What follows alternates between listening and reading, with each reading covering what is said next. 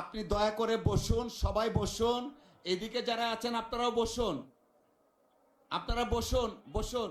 এইভাবে পার্লামেন্টে দায়ী করবে, বানোয়াট কথা বলবে এবং ষড়যন্ত্র করবে, এটা তো কোনো পার্লামেন্টে মেনে নেওয়া যায় না। আমি আমি মনে করি স্বরাষ্ট্রমন্ত্রী এটা উইথড্র করা উচিত, অথবা আপনি এটাকে এক্সপান্ড করা উচিত, কারণ এছাড়া ছবি আমাদের কাছে আছে। এখন মাননীয় সদস্য, আপনি একটু বসেন, আমাকে একটু বলার সুযোগ দেন। জি, না না, দেখতে খারাপ দেখা যায়, আপনি একটু বসুন প্লিজ, টেক ইউর সিট। বসেন আপনি, আমরা সিস্টেমটা রাখি। মাননীয় সদস্য, আপনিও বসেন।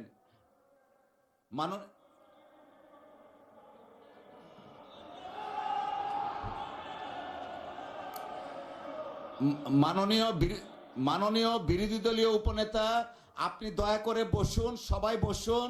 এদিকে যারা আছেন আপনারাও বসুন, আপনারা বসুন বসুন বসুন। মাননীয় উপনেতা,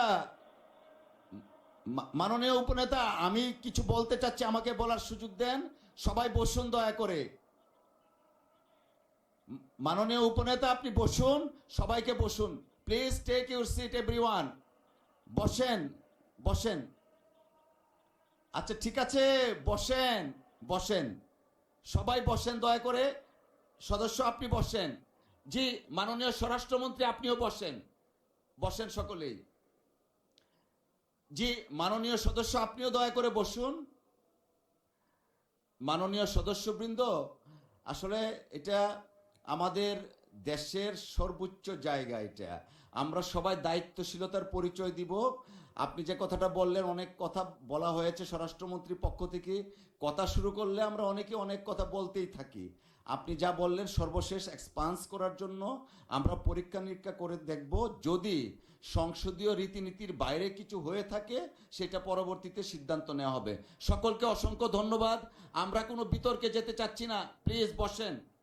মাননীয় সদস্যবৃন্দ, দিনের কার্যসূচি অনুযায়ী বসেন প্লিজ, বসেন বসেন। আমরা এটা কোনো আলোচনায় যাচ্ছি না, বিতর্কেও যাচ্ছি না, রুলসে পড়ে না। না, মাননীয় স্বরাষ্ট্রমন্ত্রী, আপনি 300 বিধিতে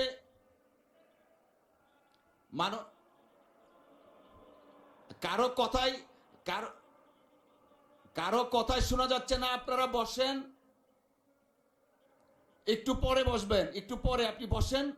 300 বিধিতে বক্তব্য দেওয়ার পর এই ব্যাপারে কোনো কোশ্চেন করা যায় না। আমাকে শেষ করতে দেন। যেহেতু বিরোধী দলের নেতা নেই, উপনেতা হিসাবে উনি দাঁড়িয়েছেন, প্রিভিলেজটা আমরা দিয়েছি।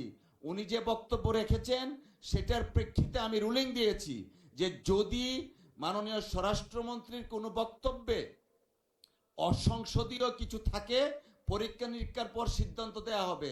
সবাই দয়া করে বসেন।